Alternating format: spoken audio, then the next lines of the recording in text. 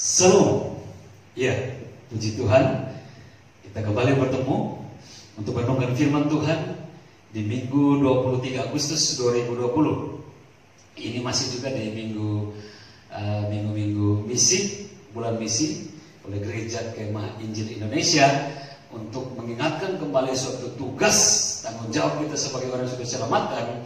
Ada satu tugas mulia yang kita emban bersama, yaitu memperkenalkan atau membawa kabar keselamatan dari Kristus, yaitu nama Kristus sendiri ke dunia yang sekarang ini, yaitu yang dimaksud dengan pelayanan misi.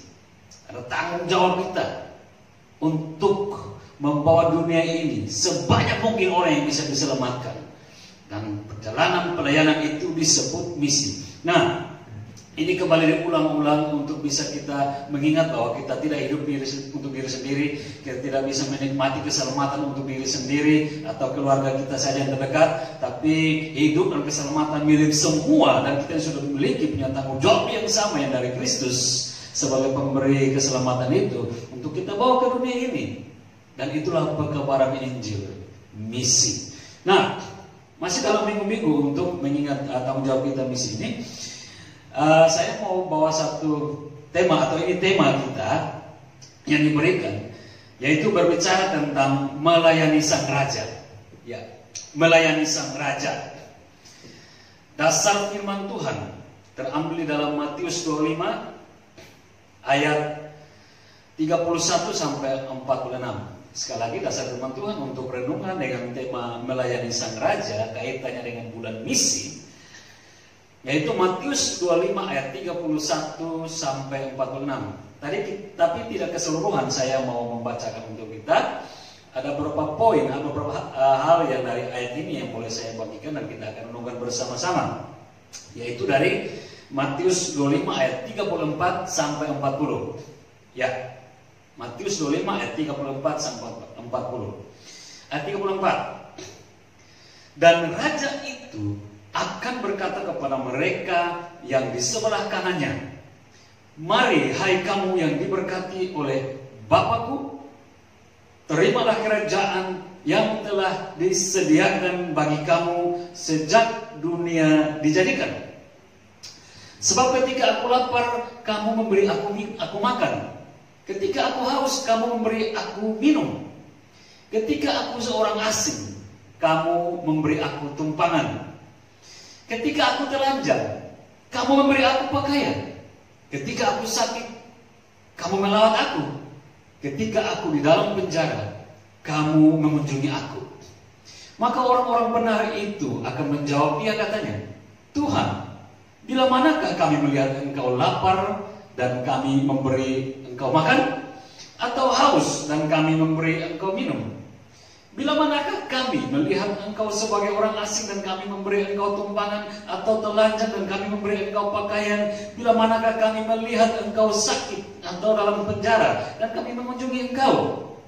Ayat 40. Dan raja itu akan menjawab mereka, "Aku berkata kepadamu, sesungguhnya segala sesuatu yang kamu lakukan untuk salah seorang dari saudaraku yang paling hina ini, kamu telah melakukannya untuk aku."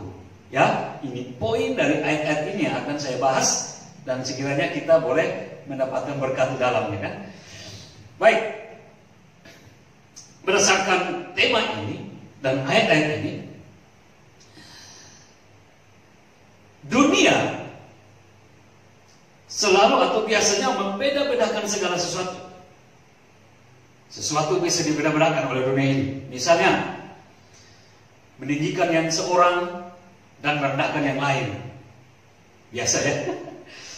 Membesarkan yang satu dan mengecilkan yang lain. Atau memuliakan yang satu dan menghina yang lain. Ini yang biasa terjadi di dunia, kan? Atau jangan-jangan kita juga sementara merasakannya. Atau bahkan kita sementara juga melakukannya, kan gitu ya. Kita yang bisa melihat diri sendiri. Dengan poin yang tadi saya bilang, dunia membeda-bedakan. Itu sikap dunia dan kebiasaan terjadi. Mungkin bahkan juga tanpa rasa bersalah melakukannya. Tapi sikap ini sangat jauh berbanding terbalik dengan sikap Tuhan kita.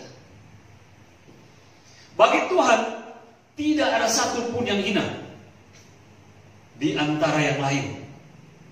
Atau sebaliknya, juga tidak ada satupun yang lebih mulia daripada yang lain. Semuanya berharga. Semuanya berharga di mata Tuhan. Matius 10:31 bilang begini. Sebab itu janganlah kamu takut, karena kamu lebih berharga. Berarti kan? Sebab itu janganlah kamu takut, karena kamu lebih berharga daripada banyak burung pipit. Jadi konteks ayat ini bersama Tuhan kasih gambaran begini kepada kita, nggak perlu takut. Lihatlah, burung pipit dijual 2 ekor seduit, tapi tidak 1 ekor pun yang jatuh ke tanah tanpa sepengetahuan Bapa. Bahkan rambutmu di kepalamu semua terhitung, kan gitu kata Tuhan. Karena itu kamu jangan takut, karena kamu lebih berharga dari burung-burung pipit itu. Bayangkan, Tuhan tidak pernah merendahkan satu orang pun. Tuhan tidak pernah menghina satu orang pun. Tuhan tetap memuliakan dan memberikan harga yang luar biasa. Berbalik terbalik kebiasaan kita manusia. Kita mudah sekali melecehkan orang. Kita mudah sekali merendahkan orang. Menganggap orang lain enggak seperti kita. Enggak level gitu. Sama-sama sempurna kita ini. Dan sangat baik di mata Tuhan. Kenapa? Karena Dia yang membuat kita ada. Dia yang menjadikan kita. Kejadian 1:31. Setelah semua diciptakan, hari pertama sampai hari kelima, hari ke-6 Tuhan menciptakan manusia. Hari pertama sampai hari kelima, setelah Tuhan menciptakan dalam semesta ini, Dia bilang sungguh baik. Tapi pada hari ke-6 setelah menciptakan manusia, Dia bilang apa? Sungguh amat baik. Berarti ciptaan manusia yang satu ini tidaklah lebih kurang daripada yang lain. Satu manusia dengan manusia yang lain sangat baik. Tapi kenapa dunia bisa membedakannya? Kenapa dunia mampu memberi perbedaan, sementara Tuhan tidak melakukan itu? Kenapa dunia sanggup? Kenapa kita sanggup? Kita pakai kata dunia, kita bingung dunia yang mana ya? Kenapa kita sanggup? Anda dan saya sanggup untuk membeda-bedakan, sanggup untuk menilai yang lain lebih rendah daripada kita, lebih tinggi kita daripada orang lain yang kasta di bawah. Kita ingat-ingat diri kita ya. Kenapa kita sanggup? Kenapa dunia sanggup melakukan perbedaan ini? Jawabnya mau? Karena kita atau dunia ini sudah dikuasai oleh dosa atau kejahatan. Kita sudah dikuasai oleh dosa atau kejahatan, maka kita mampu melakukan pembedaan-pembedaan yang tidak perlu kita lakukan. Karena Tuhan tidak menyuruh kita untuk melakukan jahat itu. Jadi kalau ada orang yang masih merendahkan orang lain atau masih sanggup menghina orang lain, berarti dia apa? Dia adalah orang yang dalam tanda kutip, orang yang masih dikuasai jahat dan dosa. Ini salah satu poin yang bisa kita ketahui. Karena Tuhan tidak melakukan perbedaan apa-apa. Bahkan Dia bilang kita lebih berharga, kita ini berharga. Tapi kenapa dunia bilang ada yang berharga, ada yang enggak? Ada yang mulia, ada yang enggak? Dunia bikin aturan sendiri. Kita dalam daging bikin aturan kita sendiri. Kita dalam daging bikin penilaian sendiri. Para Tuhan tidak menyuruh itu. Karena manusia sanggup, karena dikuasai oleh dosa atau kejahatan darul. Kira-kira siapa yang melakukan itu? Dia masih dalam poin dikuasai kejahatan. Padahal kalau kita mau selidiki atau kita mau tahu berdasarkan kebenaran firman Tuhan, sesungguhnya Tuhan Yesus seperti mengizinkan dalam tanda kutip perbedaan itu ada. Agar apa? Agar kita sebagai manusia sesama belajar saling melengkapi, menolong dan melayani, bukan melecehkan. Berarti kan Tuhan sepertinya mengizinkan dalam tanda kutip perbedaan itu yang biasa dinilai orang.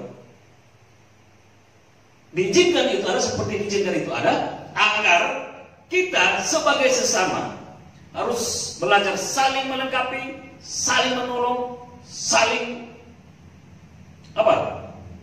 melayani. bukan melecehkan, bukan menjatuhkan, bukan menghina. Karena dalam firman Tuhan terlalu banyak untuk menceritakan hal ini, termasuk dalam 1 Korintus ayat 12, 1 Korintus pasal 12 ayat 22 sampai 25. Di situ bilang apa? Malahan justru anggota-anggota tubuh yang nampaknya paling lemah, yang paling dibutuhkan. Dan kepada anggota-anggota tubuh yang menurut pandangan kita kurang terhormat, kita berikan penghormatan khusus.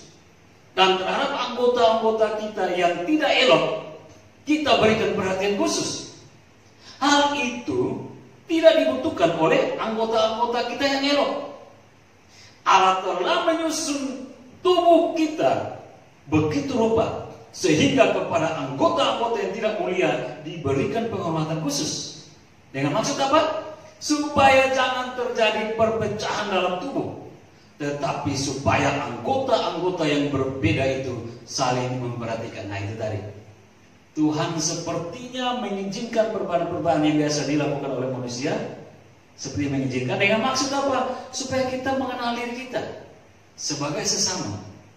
Tadi di Korintus bilang untuk saling memperhatikan. Sebagai sesama kita harus saling apa? Melengkapi, saling menolong, melayani. 1 Korintus bilang saling memperhatikan. Ini maksud Tuhan.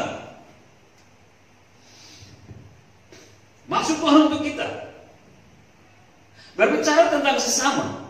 Kalau itu dalam konteks universal, berarti itu menunjuk kepada semua orang sedunia ini. Universal ya, secara umum. Tapi kalau masuk kepada secara khususnya, maka perhatian kita tertuju kepada saudara seiman. Ya.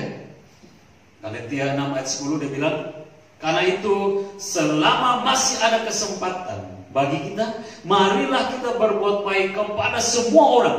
Se-universal ini kita berbuat baik selama masih ada kesempatan. Tetapi terutama kawan-kawan kita seiman. Secara universal masih ada kesempatan, mari kita berlaku baik kepada semuanya. Tapi secara khusus terutama kepada kawan-kawan seiman kita. Jangan kita balik. Kepada dunia kita mengasihi, kepada orang lain kita bersikap manis. Terhadap sesama gigi kita. Kepada semua kita menunjukkan bahwa kita ini orang baik, orang yang luar biasa. Tetapi kepada yang dekat-dekat dengan kita, tetapi kepada yang segereja, sejemaat, sepelayanan, serahkan pelayanan, bontok-bontokan, menilai ini kurang bagus, menilai ini yang salah, menilai ini tidak hebat, ini yang lebih besar. Nah, pada Galatia 6 ayat 10, semua kita lakukan. Lebih khusus di dalam kita, di dalam tubuh kita harus lebih saling melakukannya, kasih itu, perhatian itu, melengkapi itu, melayani. Nah, kalau begitu apa yang bisa kita perbuat sebagaimana seharusnya sebagai tindakan yang benar dalam melayani Tuhan berdasarkan pelayanan terhadap sesama? Seperti yang Tuhan katakan dalam Matius 25 ini. Ya, seperti Tuhan kehendaki apa harus kita lakukan? Tuhan bilang begini, balik lagi kepada Matius 25 ini ya. Tuhan bilang begini, segala sesuatu yang kamu lakukan untuk salah seorang dari saudaraku yang paling hina ini, kamu telah melakukannya untuk aku. Itu kata Yesus seperti itu, perkataan Raja. Sebenarnya bukan Tuhan yang menilai tentang kehinaan seseorang. Artinya bukan Tuhan yang memberi kehinaan, penilaian kehinaan terhadap seseorang. Tapi Tuhan memakai kata hina dalam tanda kutip ini yang sudah tren atau yang sudah biasa digunakan oleh dunia untuk menilai sesama, untuk menempelak orang-orang sombong, orang-orang yang suka menghina orang lain, yang dianggap tidak separah dengan mereka. Tuhan pakai kata-kata yang biasa mereka sebut itu, yaitu hina. Tuhan pakai itu saudara kalian yang paling hina itu, kalau kalian melakukan yang terbaik itu, kalian udah lakukan untukku, lakukan untuk raja. Dalam perempuan ini ya, kata ini yang dipakai ini, kata ini yang biasa terjadi di dunia, tapi Tuhan mau angkat dalam suatu kemuliaan, mengubahkan kata ini menjadi sesuatu yang baik. Kita harus paham di sini. Jadi Tuhan tidak pernah menghinakan seorang, Tuhan tidak membuat hina seorang, manusia buat hina, tapi dari kata hina ini Tuhan mau membuat sesuatu yang menjadi baik untuk kita sadar dan tidak melakukannya lagi. Kok bukan Tuhan yang bukan Tuhan yang mengatakannya, bukan Tuhan yang bermaksud menghinakannya, bukan Tuhan pakai istilah itu untuk membuat sesuatu yang lebih baik. Sebab apa? Lebih lanjut di dalam kalimat itu, di dalam kalimat yang sama dia begini. Dalam kalimat yang sama Yesus kasih perumpamaan untuk raja itu mengatakan bahwa sang raja menyebut mereka yang hina itu adalah saudaranya. Bagaimana raja ini menghina saudara-saudaranya sendiri? Berarti dalam konteks ini kita harus pahami bahwa memang selama ini orang-orang yang sepertinya banyak kekurangan, orang-orang yang kurang daripada yang lain, selalu dihinakan, selalu dihina, dan tidak mendapat tempat yang terhormat bagi dunia ini. Dan Tuhan mau pakai ide-ide jahat dalam dunia ini yang menghinakan orang itu, dan Tuhan mau angkat orang-orang ini. Dan dia bilang apa? Itu saudara-saudaraku. Bisa paham ya? Jadi Tuhan dalam perumpamaan ini tidak menunjuk bahwa dia memberikan hina kepada kita yang tidak ada apa-apanya ini, tapi dia pakai kalimat yang biasa dipakai dunia ini untuk mau mengkonvers atau merubah kalimat yang negatif ini menjadi sesuatu yang positif, sesuatu yang menjadi berkat. Nah, berdasarkan perkataan Yesus, maka saya dapat menarik kesimpulan bahwa dalam melayani sesama ada dua bentuk pelayanan pokok yang dapat memenuhi dua kebutuhan dasar manusia. Jadi berdasarkan perkataan Yesus dalam perumpamaan ini,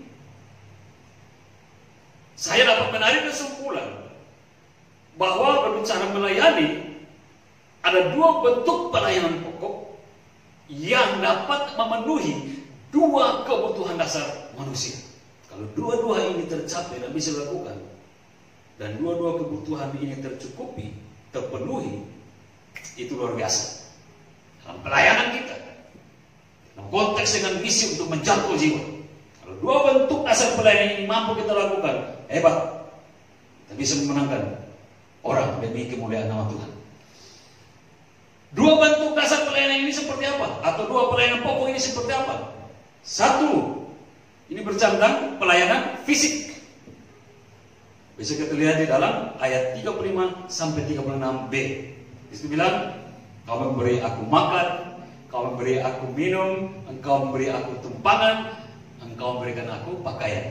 Ketika aku lapar, ketika aku haus, ketika aku tidak punya rumah, dan ketika aku telanjang.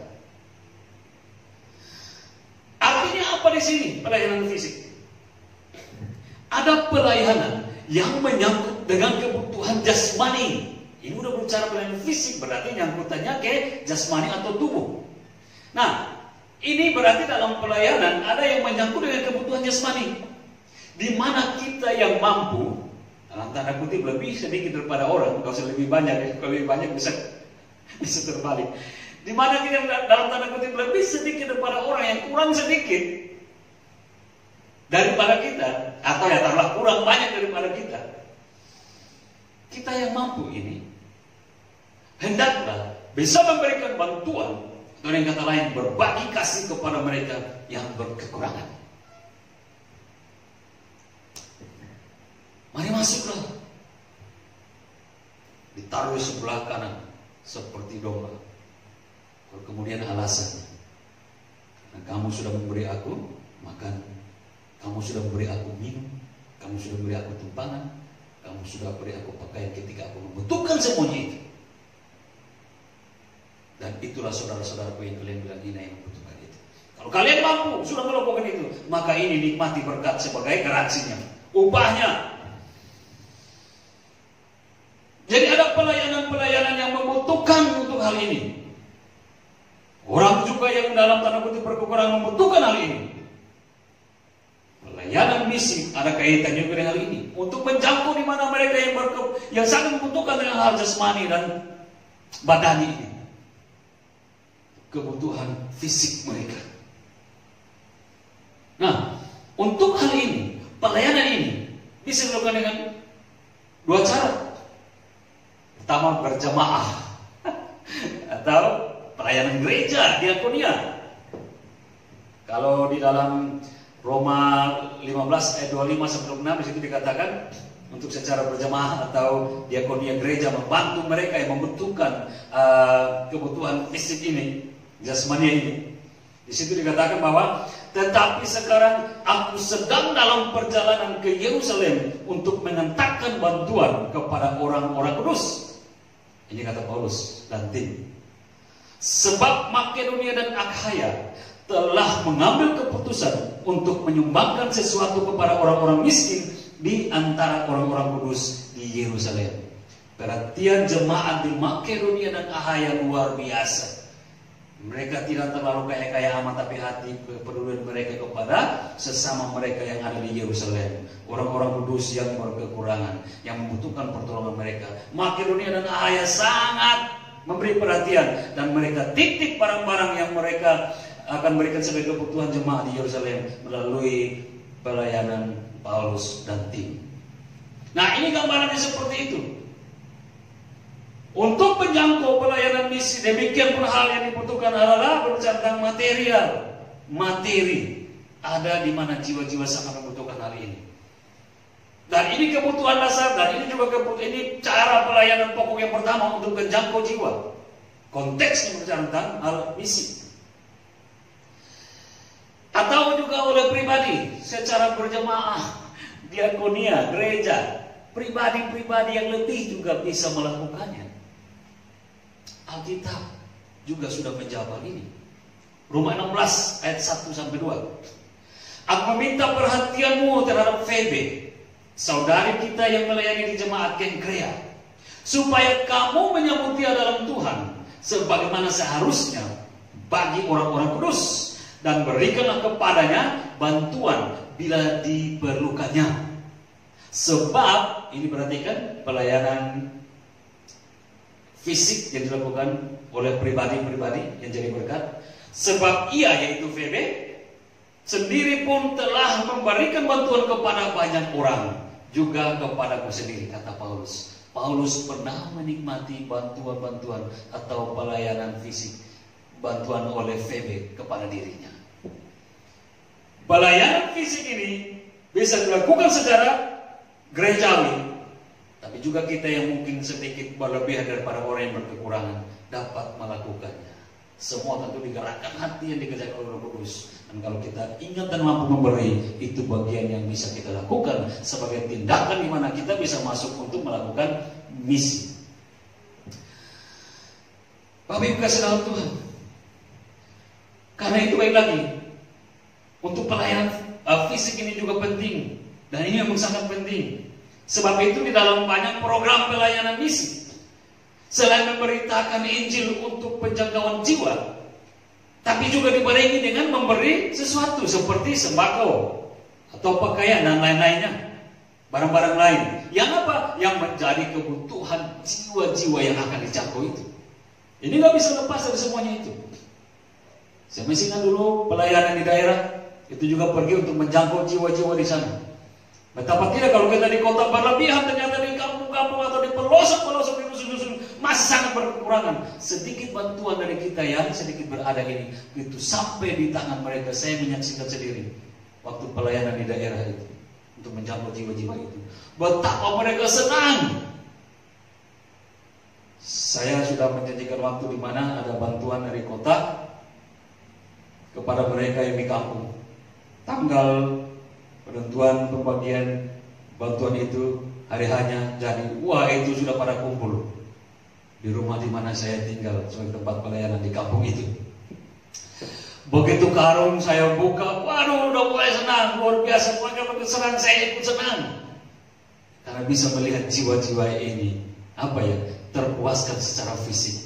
Apa mereka butuhkan yang mungkin sulit untuk membeli karena mereka tidak punya banyak uang, tapi secara gratis mereka dapatkan. Dari mana?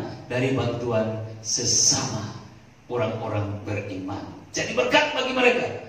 Kekasih-kasih Tuhan, apa yang bisa kita lakukan itu suatu hal yang luar biasa. Dan itu dikehendaki Tuhan. Karena dia bilang daripada orang-orang ini yang kau lakukan itu, bercanda pelayanan fisik, kau sudah melakukan untukku. Ketika kita membuat seorang senang untuk menikmati apa yang menjadi kekurangan, menjadi apa yang mereka dapatkan, kesenangan itu dilihat Tuhan luar biasa.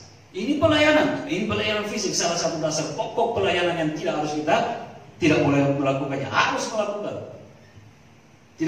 Harus melakukannya. Itu pokok pelayanan pertama. Pokok pelayanan yang kedua, pertama berbicara tentang fisik, yang kedua berbicara tentang pelayanan spiritual.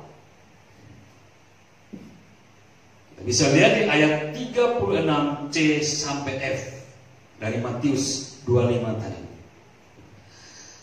Kalau udah berbicara tentang spiritual, ini ada hubungannya dengan sifat, ini udah bersifat kejiwaan. Kalau dalam Kamus Besar Bahasa Indonesia itu rohani dan batin. Nah, berarti kalau udah bicara tentang pelayanan spiritual, ini praktiknya beda. Bentuk pelayanannya beda dengan yang satu tadi, yaitu pelayanan fisik. Ini udah masuk ke spiritual, udah beda dalam bentuk pelayanannya. Kalau tadi kita bisa bagi-bagi pakaian, makanan, sembako dan lain-lainnya, dan kebutuhan fisik mereka terpenuhi, dan mereka mendapat suatu kebanggaan, kesenangan, sukacita sendiri lahir dari dalam hati mereka oleh karena materi yang mereka butuhkan. Sekarang beda bentuk pelayanannya. Ini sesuatu yang lebih khusus lagi, pelayanan spiritual. Bentuk pelayanan ini berbeda dengan bentuk pelayanan fisik, karena tujuan penjangkauannya juga bukan terhadap fisik. Bukan dikhususkan pada fisik, tapi lebih khusus kepada jiwanya atau rohnya orang-orang yang kita dekati, orang-orang yang kita mau jangkau, atau orang-orang yang kita mau layani. Yakobus 5 ayat 15, kemudian ayat 19 sampai 20. Ini lihat tentang rohani atau spiritual, di mana banyak orang membutuhkan untuk dijangkau, disentuh. Dan doa yang lahir dari iman akan menyelamatkan orang sakit itu, dan Tuhan akan membangunkan dia, dan jika ia telah berbuat dosa, maka dosanya akan diampuni. Lihat, dia bilang, engkau melawat aku ketika aku sakit. Ini sudah berbicara tentang bentuk pelayanan spiritual. Waktu kita menumpang tangan, berdoa dalam kuasa Roh Kudus, berkenan kepada Tuhan, Tuhan menyembuhkan dia. Tapi lebih daripada itu, ketika dia mengalami suatu dosa yang besar, dengan pelayanan doa itu, dia diselamatkan oleh karena pengampunan yang Tuhan mau kerjakan atasnya. Ini sudah tidak berbicara tentang fisik, tapi ini sesuatu yang lebih hebat lagi dari dalam fisik, yaitu roh, jiwa, batinnya yang disentuh.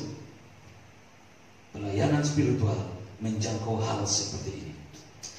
Kemudian di ayat 19-20 dari Yakobus 5, di situ dikatakan, saudara-saudaraku, jika ada di antara kamu yang menyimpang dari kebenaran, dan ada seorang yang membuat dia berbalik, dan ada seorang yang membuat dia berbalik, ketahuilah bahwa barang siapa membuat orang berdosa berbalik dari jalannya yang sesat, ia akan menyelamatkan jiwa orang itu dari maut dan menutupi banyak dosa. Ketika aku di penjara, engkau mengunjungi aku. Kalau sudah berbicara tentang di penjara, berarti ini dalam konotasi orang-orang yang jahat. Orang-orang yang bagi dunia ini harus dihukum, dan mereka dihukum. Tapi apakah karena mereka jahat, mereka harus dibuang, mereka harus disingkirkan, dan kita tidak lagi mengingat mereka, kita melupakan mereka, kata Tuhan. Kepada mereka ini juga engkau datang mengunjungi, engkau sudah melakukannya untuk aku. Raja itu ya, dari selalu perumpamaan itu. Artinya bahwa untuk mereka yang sudah terhinakan dibuang, jangan sampai kita juga ikut melupakannya. Jangan sampai orang bisa pun ikut melupakannya, karena mereka sebetulnya membutuhkan sentuhan untuk suatu pembaruan, pemulihan kehidupan mereka. Yang mereka tidak dapat dunia ini, yang suka mengejek mereka, yang suka menilai rendah mereka.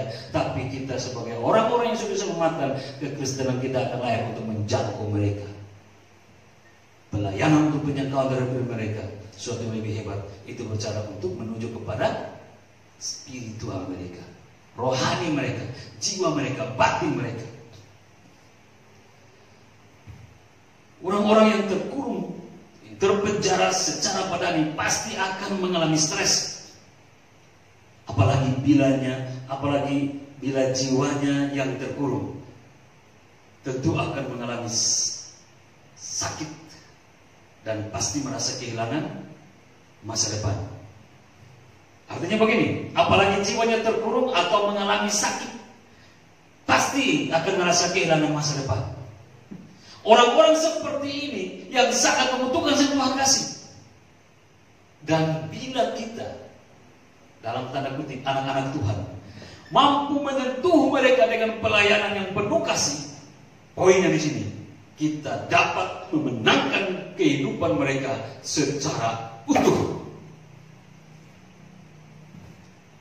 Kalau kita menjangkau rohnya, jiwanya, batinnya dalam pelayanan sentuhan kasih, seluruh kehidupannya dapat kita menangkan. Di sini berbicara tentang pelayanan apa? Konseling, nasihat, doa. Karena itu kekasih Kristus Tuhan, engkau diberikan karunia untuk berkonseling. Manfaatkan itu dengan kekuatan dan kuasa otoritas Allah untuk menjangkau jiwa-jiwa yang lagi membutuhkan. Masih banyak orang yang membutuhkan, apalagi dalam musim-musim apa ya, persoalan besar satu dunia ini, COVID, dan akhirnya mulai merembet ke masalah ekonomi, kepada masalah keluarga dan sebagainya. Kalau engkau diberikan karunia konseling, cari orang-orang seperti ini, jangkau mereka. Mereka membutuhkan Anda, mereka membutuhkan saudara-saudara untuk melihat dan menerawang jiwa mereka dan menyentuh dengan kasih Tuhan, dan mereka akan terselamatkan. Engkau yang mampu atau diberikan otoritas atau karunia nasihat, jangkau orang-orang ini. Jangan menghina karena mereka jatuh dari segala urusan kehidupan mereka karena masalah pandemi, karena masalah ekonomi. Ketika mereka terpuruk, jangan engkau ikut dunia juga mengajak-ajak mereka, menghina mereka sudah terjatuh. Tapi mari pakai kasih karunia Tuhan yang sudah penuhi engkau dengan karunia nasihat, jangkau mereka. Saudara-saudara, jangkau mereka supaya mereka juga beroleh keselamatan. Ini pelayanan yang Tuhan bilang, bukan engkau melayani mereka, tapi engkau melayani dia. Kita masih dalam poin apa? Melayani sang raja ya. Apa yang bisa kita lakukan ini sementara saya bicara. Kalau engkau yang memiliki karunia atau keinginan untuk mendoakan, cari orang-orang banyak jiwa yang membutuhkan. Ini dalam masa persoalan, ini dalam masa pergumulan, ini dalam masa seluruh dunia ini mengalami goncangan, dan engkau diberikan kuasa atau otoritas berdoa. Dekati mereka, peluk mereka, berdoa. Mereka butuh itu. Mereka tidak terlalu butuh banyak, mereka butuh konseling, mereka butuh nasihat, mereka butuh doa yang penuh dengan rohani. Jiwa mereka tertolong, jiwa mereka terselamatkan, karena ini kebutuhan dasar mereka, dan ini pokok pelayanan kedua yang hebat. Hal ini juga termasuk kepada pelayanan fisik atau pelayanan orang yang sakit fisik. Ini contohnya. Kenapa? Perkataan-perkataan. Oke, tadi kan dia bilang, waktu aku sakit, kau melawat aku. Sakit kita tidak langsung melihat kepada fisiknya, tapi ada sesuatu yang lebih besar daripada fisik yang buat dia sakit. Jiwanya, batinnya, spiritualnya. Kalau itu sehat dari dalam, mengerahkan yang di luar, mengikuti kesehatan yang sudah dinikmati, gitu ya. Ini pelayanan luar biasa yang harus kita paham, yang harus kita sensi dengan hari ini. Kenapa? Perkataan-perkataan yang menghibur dan membangun, serta doa-doa yang menguatkan imannya, yang dapat menyembuhkan orang-orang yang sakit. Dan kesembuhan itu pasti terjadi secara total dalam seluruh kehidupannya. Tubuh sembuh, roh jiwanya juga ikut sembuh, ikut sehat, ikut segar, kan gitu ya. Nah, itulah yang dikatakan oleh Amsal 13:22. Hati yang gembira adalah obat yang manjur, tetapi semangat yang patah mengeringkan tulang. Kebenaran ini udah dibuktikan oleh metode penyembuhan sekarang, kan gitu ya. Dunia baru menuju kepada suatu metode penyembuhan yang luar biasa. Orang memuji dengan cara pengobatan yang sekarang kelihatan sederhana tapi memiliki kuasa. Tapi jauh sebelum manusia menemukan metode itu, Tuhan sudah kasih dalam catatan Amsal. Hati yang gembira adalah obat yang manjur. Hati yang gembira akan melahirkan tubuh yang juga gembira dan segar. Karena itu apa metode sekarang yang terjadi? di dalam kedokteran atau medis. Itu yang kita bisa lihat lagi viral-viral sekarang. Banyak orang mulai sakit, banyak orang mulai depresi dengan persoalan ini. Corona di mana-mana. Coba lihat deh, metode-metode penyembuhan yang baru. Itu hebat. Dokter, perawat, sendiri-sendiri atau grup. Apa? Mereka joget-joget kan gitu ya. Mereka joget-joget bergantian di depan apa? Di depan pasiennya. Dan akhirnya pasien juga ikut ketawa. Lama-lama pasien juga ikut berjoget. Lupa sakitnya, lupa penyakitnya, lupa masalah yang dia alami. Kenapa? Udah joget-joget di depan, hatinya terhibur. Dan hatinya terhibur memberikan suatu kekuatan baru dalam dirinya. Hati ini melahirkan suatu kesegaran, kesembuhan terjadi pada tubuhnya. Mau obat sehebat apapun, mau obat seberkualitas apapun, kalau ini sakit, tubuh ikut sakit. Tapi mungkin dalam tanda kutip ya, ini kata saya, jangan pakai ini menjadi suatu harga mati. Tapi kalau mungkin tanpa minum obat, memang sakit. Tapi kalau hati ini gembira, hati ini sukacita, ini menjadi tenang, ini menjadi damai sejahtera. Saya terlalu percaya itu akan melahirkan suatu kekuatan lahiriah yang hebat bangkit dari dalam dirinya untuk menyembuhkan perasaannya, menyembuhkan jiwanya, menyembuhkan batinnya, tubuh mengikuti. Kan gitu ya. Ini hal-hal yang luar biasa. Ini bentuk-bentuk pelayanan yang tidak boleh kita lupakan. Harus kita tahu. Karena apa? Firman Tuhan sudah mengajarkan jauh sebelumnya untuk kita pahami dan melakukan di dunia ini. Jangan melihat orang mengalami kejatuhan karena persoalan hidup. Jangan melihat orang jatuh karena masalah kerjanya atau karena lain sebagainya. Ekonominya makin sulit dan orang yang mulai mengalami stres. Kita malah makin menghina, menjauhkan. Itu berbahaya. Tuhan bilang dekatilah mereka. Bawalah suatu penghiburan yang hebat. Tadi bilang apa? Dengan doa, dengan nasihatmu, supaya orang-orang yang sakit itu lepas dari sakit fisik, tapi sakit jiwanya tertolong. Luar biasa Allah kita, penuh dengan hikmat, bijaksananya untuk menyarankan kita melakukan untuk jadi berkat. Ini dalam penjangkauan jiwa-jiwa. Tapi yang menarik adalah bahwa begini, gambaran Tuhan, gambaran yang Tuhan kasih untuk kita mengerti, yaitu bahwa setiap perbuatan baik yang kita lakukan terhadap sesama, entah itu dalam bentuk pemberian materi ataupun pelayanan rohani, tidaklah sia-sia. Berarti kan? Sebab apa? Ujungnya itu perbuatan-perbuatan yang kita lakukan itu bersifat vertikal. Artinya begini, memang secara horizontal, datar, sejajar, kita apa? Perbuatan yang kita lakukan yang baik itu kita melakukan, memang kelihatannya sesama kita yang menikmati. Tetapi Tuhanlah yang sesungguhnya kita sedang layani. Bisa paham ya? Masih kembali kepada tema kita minggu ini, melayani Sang Raja. Memang secara horizontal perbuatan kita sesama yang menikmati. Tetapi Tuhanlah yang sesungguhnya kita sedang layani. Ini luar biasa. Banyak asal firman Tuhan yang buat kita untuk bisa melihat kebenaran ini. Di antaranya ada Kolose 3 ayat 23, Ibrani 13 ayat 2. Kolose 3 ayat 23, di situ bilang apa?